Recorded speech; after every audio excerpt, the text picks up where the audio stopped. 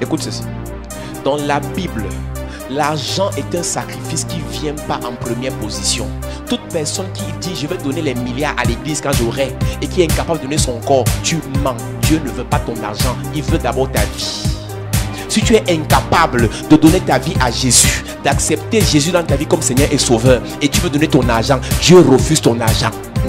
Arrêtez de penser que Dieu est un marabout. Arrêtez de penser que Dieu est un charlatan. Avant ton argent, tu as d'abord quel argent? Il y a quoi? 10 000 c'est l'argent, 100 000 c'est l'argent, 1 million c'est l'argent. Oh pasteur, prends mon sacrifice et après tu vas m'insulter partout. Je m'en fous de ton sacrifice. Je veux que tu donnes ta vie à Jésus comme Seigneur et Sauveur. Et quand tu te baptises, à partir de là, tu as donné ton cœur à Jésus. Maintenant, tu donnes ton corps.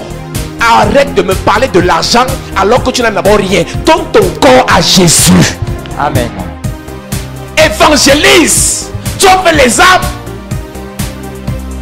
Qui vous a dit que votre argent c'est quelque chose? Tu as d'abord quoi? Dieu n'a pas besoin de ton argent.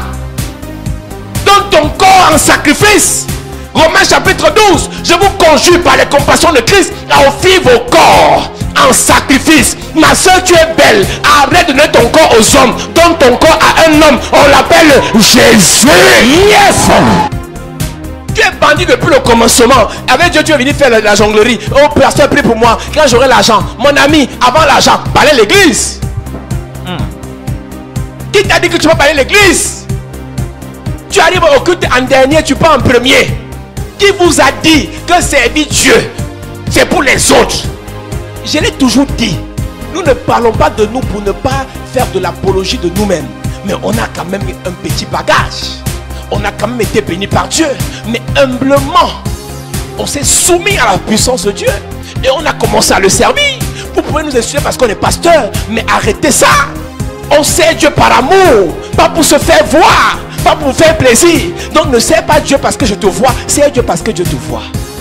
Tu ne peux pas venir à la chapelle de la grâce pendant 2 mois. Tu n'as jamais posé une chaise comme ça pour que l'autre vienne s'asseoir. Depuis que tu viens, on pose la chaise, tu t'assois. Depuis que tu viens, on pose la chaise, tu t'assois. On prie pour toi, tu ne fais que recevoir. Tu vas donner quand? Ma Bible dit, il y a plus de bonheur à donner qu'à recevoir. Tu as déjà un bac. Tu peux produire quelque chose pour l'église. Tu as une compétence. Tu as des capacités intellectuelles, des capacités techniques. Tu ne donnes rien à l'église, mais tu viens à l'église pour qu'on prie pour toi. Et dis vraiment, je vais à la prière. On ne part pas à la prière, on va à l'église. Et l'église est une maison où on sert Dieu. Un pasteur est un berger qui conduit un peuple.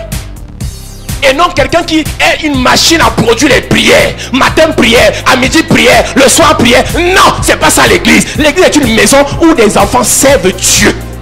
Oui, tu viens avec les problèmes, mais tu ne restes pas à l'église pour les problèmes. Tu restes à l'église par amour. Vous n'aimez pas Dieu, vous aimez les grâces de Dieu. Vous n'aimez pas Dieu, vous aimez l'argent de Dieu. Vous n'aimez pas Dieu, vous aimez la guérison de Dieu. Tu es un bandit.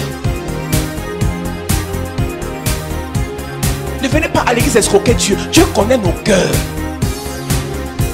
Il y a un temps dans la vie, tu peux dire non, je prends de Dieu. Au lieu d'arriver à 17h, j'arrive à 15h pour venir balayer l'église.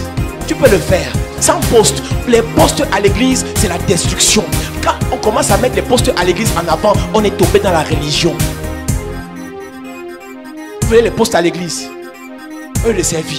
On se bat pour les postes. On se bat pour les positions. Mon ami, si les autres se battent pour les postes, toi c'est...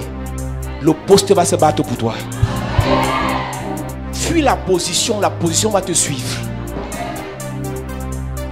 Avant que les hommes ne t'ordonnent, le ciel t'ordonne d'abord.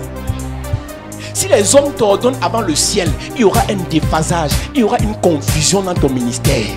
Il faut d'abord que le ciel t'agrée avant que les hommes ne confirment. Si les hommes demandent au ciel de te confirmer, il y aura un problème. Commence à servir, le reste va suivre. Nous l'avons dit, l'équipement du ministère, l'équipement pour ta bénédiction arrive au moment où tu te déplaces, où tu vas au service. Quels sont ces chrétiens qui sont à la course des miracles, des miracles, des miracles, des miracles? Le premier miracle que Dieu fait dans ta vie, c'est changer ton cœur. Un personnes qui arrivent à l'église, qui aimaient les boîtes de nuit hier, qui aimaient les bars hier, et qui subitement n'aiment plus la bière, n'aiment plus le dehors, mais aiment servir Dieu. Voilà le miracle. Église, soumettez-vous sous la haute puissance de Dieu. Il vous élèvera au temps convenable. L'église n'est pas un endroit où on vient faire le gros dos. L'église n'est pas un endroit où on fait la grosse tête. L'église est un endroit où une seule personne est grande, c'est Jéhovah. Une seule personne est visible, c'est Jéhovah. Une seule personne est reconnue, c'est Jéhovah.